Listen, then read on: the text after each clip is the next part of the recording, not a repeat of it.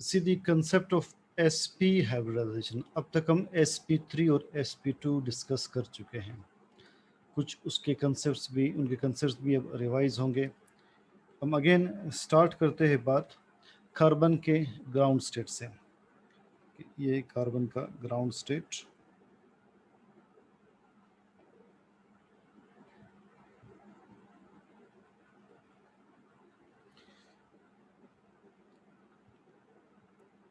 Carbon के ground state में इसके 1s में 2 इलेक्ट्रॉन्स होते हैं, 2s में 2 इलेक्ट्रॉन्स, फिर 2px 2py 2pz। इनमें इलेक्ट्रॉन्स किस तरह से होंगे कि ये 2px, इसमें एक इलेक्ट्रॉन होगा 2px में, 2py में एक इलेक्ट्रॉन होगा, इसके 6 इलेक्ट्रॉन्स पूरे हो जाते हैं। 2pz वैकेंट होता है नॉर्मली, कि एनर्जी इस डायरेक्शन में बढ़ रही है, 2p की एनर्जी ज़्यादा है 2s से, 2s की एनर्जी ज़्यादा है 1s से। It is called ground state of carbon, ground state. अब इसके एक्साइटेड स्टेट में और फिर हाइब्रिड स्टेट में क्या चेंजेस आती है वो हम देखते हैं।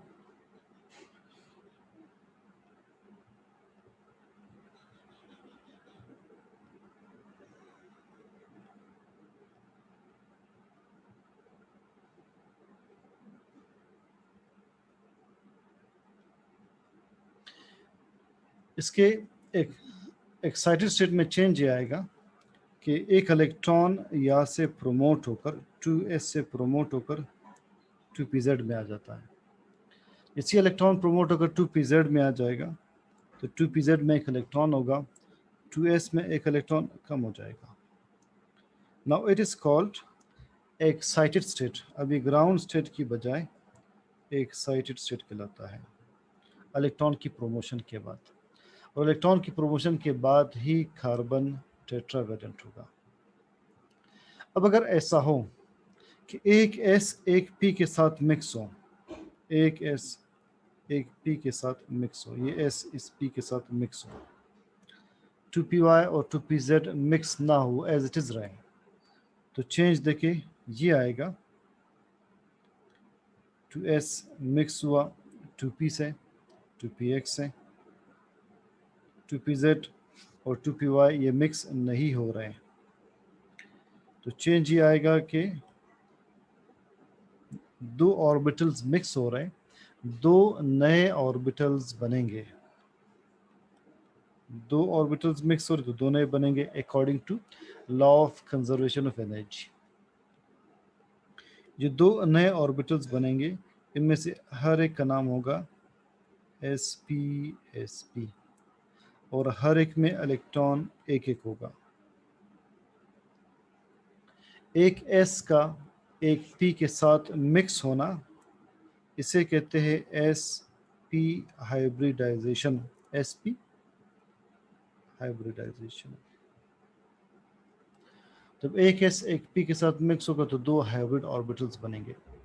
आप देख सकते हैं कि इसके हाइब्रिड स्टेट में जो 2 नए हाइब्रिड यानी मिक्स्ड ऑर्बिटल्स बने उनकी एनर्जी अनमिक्स्ड 2s से ज़्यादा है और अनमिक्स्ड 2py और 2pz से कम है।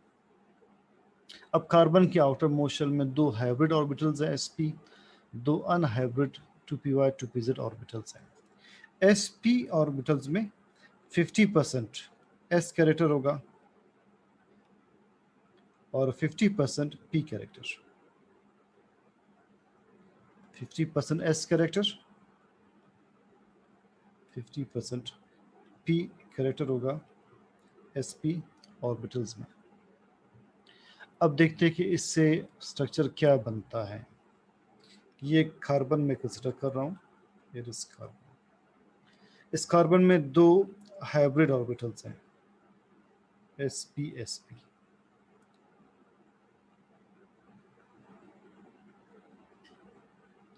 sp sp,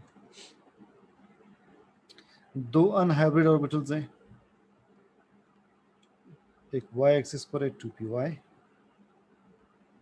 एक z एक्सिस पर है 2pz, और इसमें हर एक में इलेक्ट्रॉन एक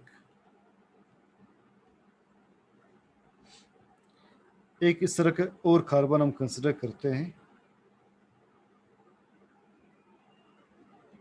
एक कार्बन ये और हमने कंसिडर किया।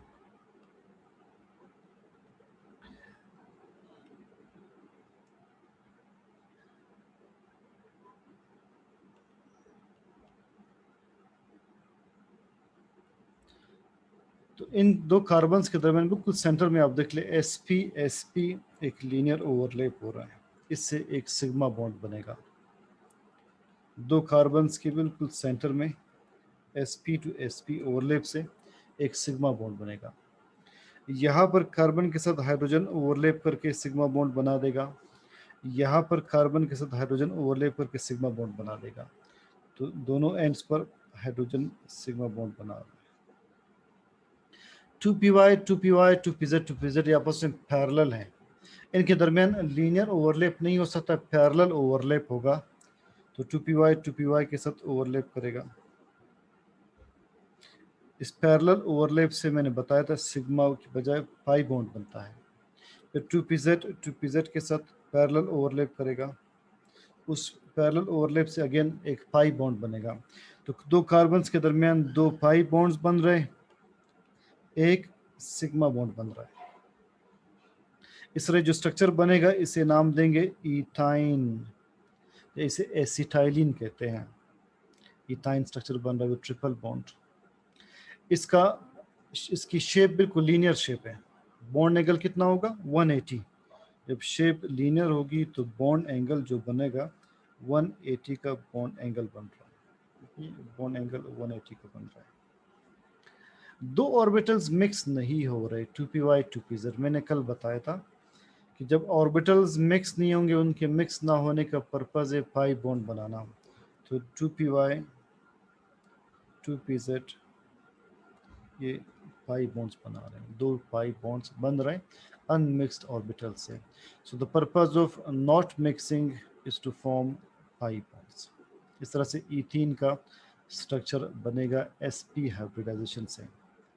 आप इसको कंपेयर कीजिएगा sp3 और sp2 से, काफ़ी पॉइंट्स आपके वहाँ से रिवाइज होंगे। फ़र्क ये आ रहा है कि इसमें दो ऑर्बिटल्स मिक्स हो रहे हैं, एक s एक p, इसीलिए हम इसका नाम sp रखते हैं। जब एक s दो p के साथ मिक्स हो रहा था आपने कहा sp2, जब एक s तीन p के साथ मिक्स हो रहा था तो हमने नाम दिया sp3 हाइब्रिडाइजेशन। और इसके बिहाइंड लॉजिक, टेट्रावैलेंसी के बिहाइंड लॉजिक हम इनिशियल लेक्चर में डिस्कस कर चुके हैं।